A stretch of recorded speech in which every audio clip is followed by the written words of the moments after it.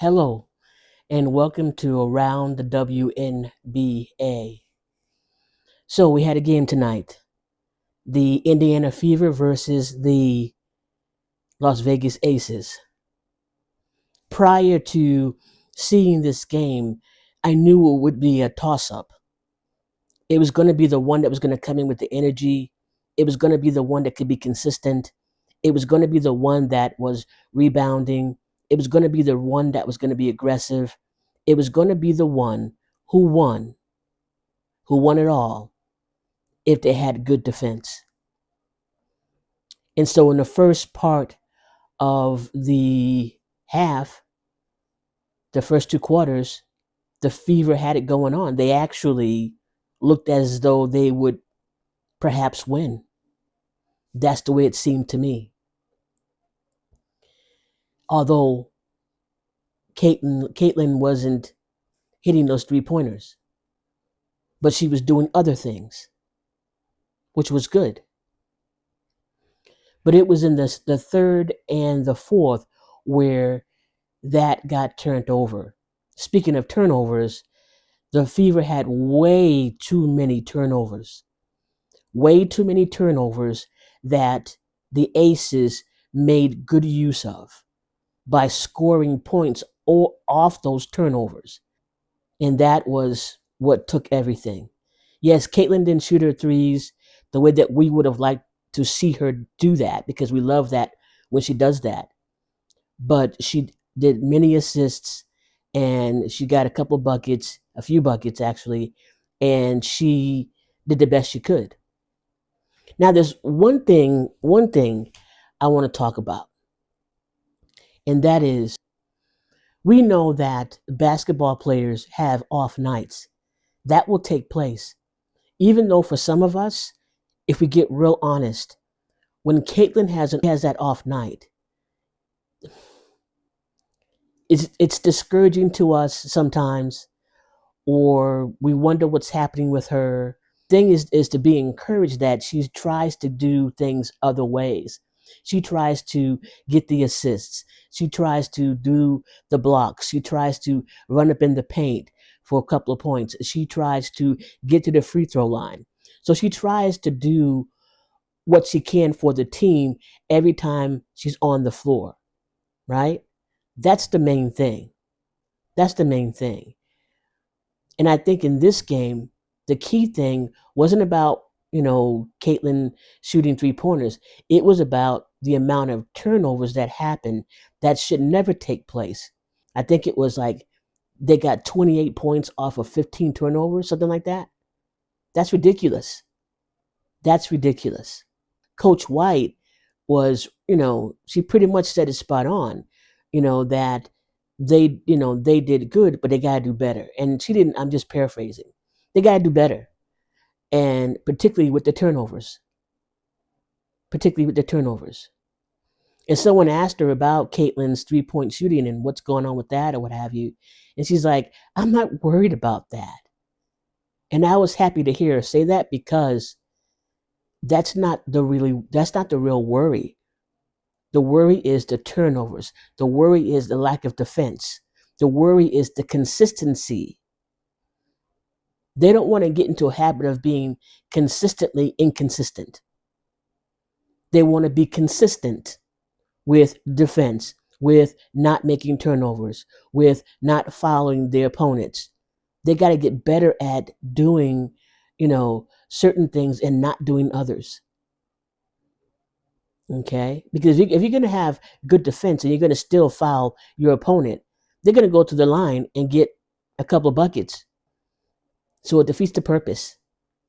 So I just really want to reiterate that it's so important for us, so important to not lose sight of what actually goes on the court in a basketball game.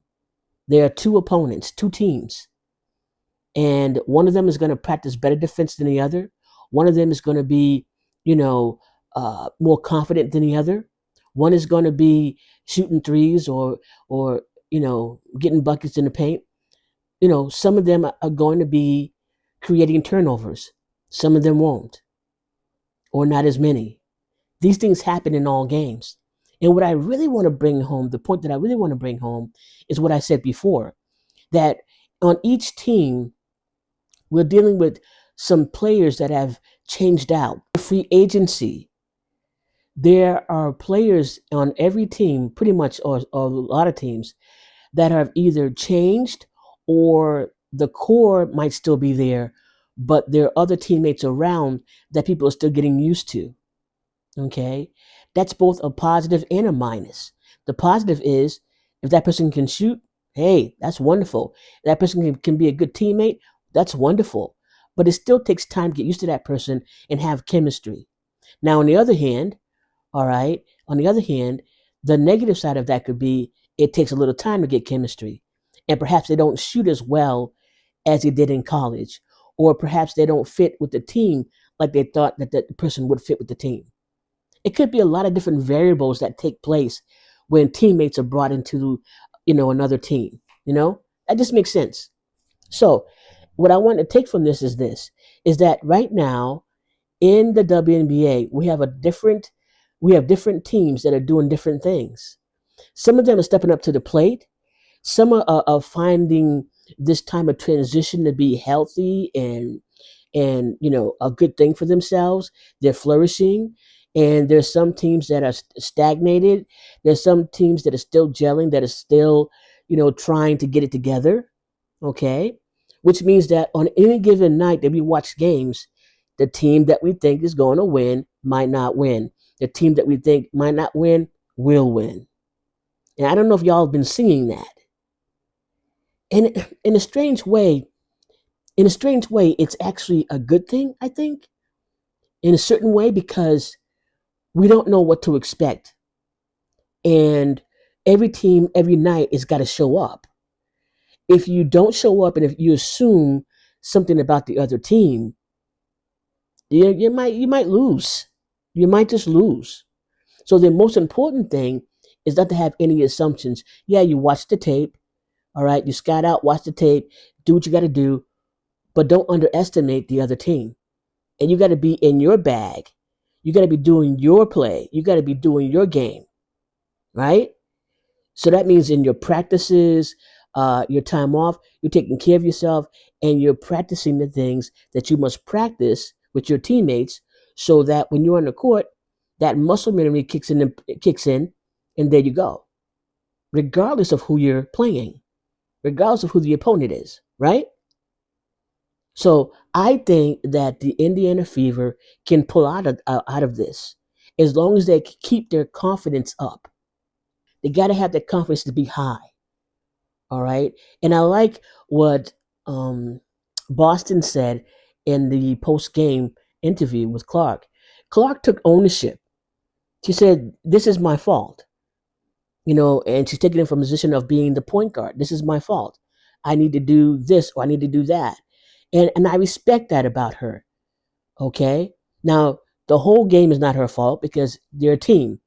But as a point guard, she's got to, understand what she needs to do, when, how, and where, and all of these things. And if she's not up to par, if she's not doing her job, that's going to affect the whole team. In the first half, her and Boston were going off each other. They were like, just a duo. They were really awesome, and it was smooth. It was smooth. But that was when they should have capitalized and not just relied on her in Boston, but also got extra points. And all those turnovers that shouldn't have happened. Those should have been points for them. Okay, not the other team. Boston, she was spot on. She was spot on. She did a good, solid job this time around. Scored wonderfully this time around. And she's getting better and better at shooting from, the key, 3 pointers at times, and also just in the paint, doing her job. So I definitely respect what she's doing right now. And I also respect what Caitlin's doing right now. She's taking all that she's learning, all that's happening, and she's learning from it. She's going to learn from it. All that said, let's go over, the quarters and then the scoring. In the first quarter, It was 21-20 Indiana. So they were pretty evenly matched in the first quarter. Second quarter, 21 again for Indiana and 16 for Las Vegas. Now that's the time when they should have capitalized. Right there. They shouldn't have slowed down. They should have sped up actually, or kept the same rhythm and kept scoring. No turnovers. Don't foul the other teammate, the opponents. Don't foul the opponents, and just keep on keeping on. Don't even look at the time, and just keep on. Then third quarter, 19 Indiana for Las Vegas, 22 for Las Vegas. You know, what I'm thinking about here is this, that when you get out of the first quarter and the second quarter, it's halftime. You're going back to your locker room and you're having a talk with, the coaches, the other players, and you're doing what you do ritualistically or whatever you do at that halftime mark, right? Usually it's going to be something that's going to boost your confidence and get your attention. So when you go back out on the floor, guess what? You're going to do better. And you're going to go over what the other team is doing that you can counteract, right? So we expect teams to come out of the half ready to go. We expect teams to come out of the half ready to be in battle and to do what they need to do on the court. So it's no joke at halftime. Coming back for the third quarter, you better be on. You better be ready. It's not business as usual. It's not, okay, we did the first, in the first couple of quarters, we did this, so we'll do the same thing. No, because now that opponent that you have, that other team, knows what you did in that first two quarters, and now they're going to disrupt that. They're on a mission to disrupt those actions. They're on a mission to cause havoc for your team. Right? Does that make sense? So, third quarter, Indiana 19, Las Vegas 22. Fourth quarter, Indiana 20, Las Vegas 31. So, what did Las Vegas do? They pumped up the volume. They went after it. They didn't get tired, and if they were tired, you really couldn't see it. They went for it. They took the the 3 pointers. They went up in the paint. Okay? They were playing still good defense. So, and they counteracted what was going on with Caitlin in Boston. So that couldn't happen as readily anymore. Okay? But what did the Indiana Fever do? They didn't counteract anything regarding Las Vegas in the third and the fourth quarter. If anything, they laxed. Okay? They laxed. They have to have their stamina up. They have to keep their confidence in this, their confidence in their stamina, and their consistency has to be up like 10 notches or more. It's got to increase. Now, for Las Vegas Aces, we have Wilson, 24.7 rebounds, 2 assists. All right. She had 2 blocks. And yeah, she had 2 blocks.